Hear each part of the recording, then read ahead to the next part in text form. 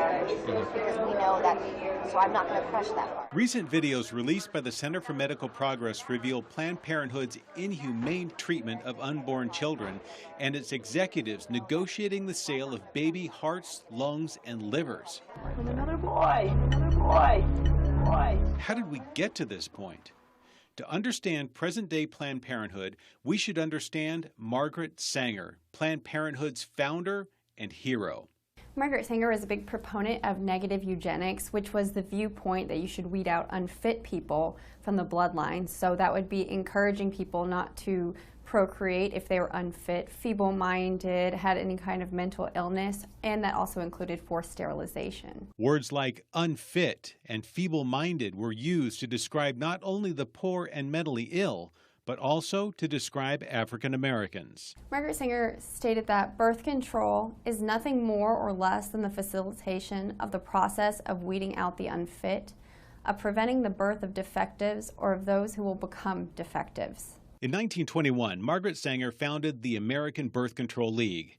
Its primary mission was to prevent uncontrolled procreation and establish a world program of birth control. She states, knowledge of birth control is essentially moral. Its general, though prudent practice must lead to a higher individuality and ultimately to a cleaner race. Margareth Sanger stated that the most merciful thing that the large family does to one of its infant members is to kill it. In 1939, Sanger wrote a letter to her eugenics colleague, Dr. Clarence Gamble, a member of the Birth Control Federation of America, in regards to setting up the Negro Project, a birth control clinic for African Americans. She was speaking about serving what she called the Negro population, and in concluding this portion of the letter, she stated that we do not want word to go out that we want to exterminate the Negro population. And the minister is the man who can straighten out that idea if it ever occurs to any of their more rebellious members. Sanger believed that having an African-American minister on staff would ease the suspicion. African-American populations were considered some of these unfit members that should be weeded out.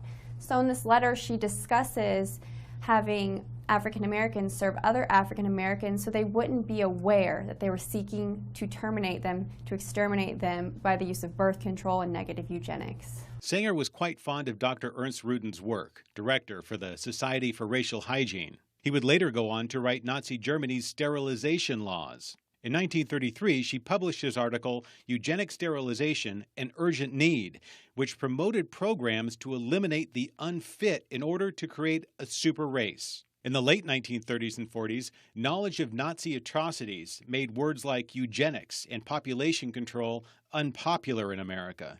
So in 1942, to distance itself in name, Margareth Sanger's American Birth Control League became Planned Parenthood. They weren't just being established in the U.S., it was global.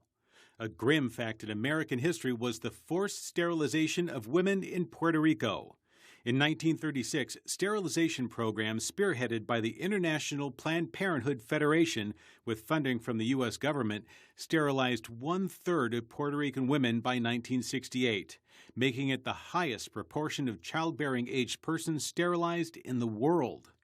And today, Planned Parenthood facilities are generally located in low-income areas which are heavily populated with minorities, and a lot of times they seek to reach those minorities to help them with reproductive rights, they say, with birth control and largely abortion. Independent studies have concluded that nearly 80% of Planned Parenthood facilities are set up in minority communities. It's no wonder abortion is the leading cause of death among African Americans, higher than all other causes combined. Mounting evidence against Planned Parenthood's beginning to today continues to fuel public outcry. The American people should seek to immediately defund Planned Parenthood so that our own tax dollars don't go to support this organization who has been exposed to be lying to the American people for many years, for committing these egregious acts against the youngest children among us. They should be immediately defunded.